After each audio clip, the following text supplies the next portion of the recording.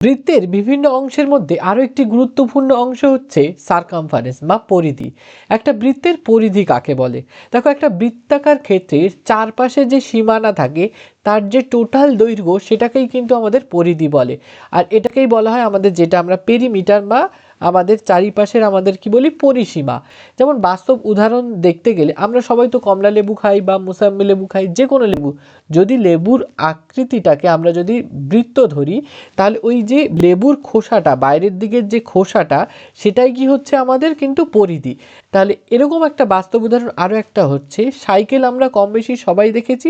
ওই যে সাইকেলের একটা টায়ার আমরা কি করছি, একবার যদি একটা রাউন্ড ঘোরে ওই যে যতটা ডিস্টেন্স কভার করে সেটাই কিন্তু আমাদের পরিধি। কারণ এক রাউন্ড ঘুরছে মানে কি, পুরো একটা আমাদের ওই সাইকেলের টায়ারটা কি করছে, একবার পাক খাচ্ছে। আর একবার পাক খাওয়া মানেই হচ্ছে কিন্তু আমাদের পুরো পরিধিটা কভার করছে। সেটাই কিন্তু আমাদের কি হয়, আমাদের পেরিমিটার, সারকামফারেন্স বা পরিধি। ব্যাপারটা আমি নিয়ে চলে আসবো বৃত্তের বিভিন্ন অংশ নিয়ে।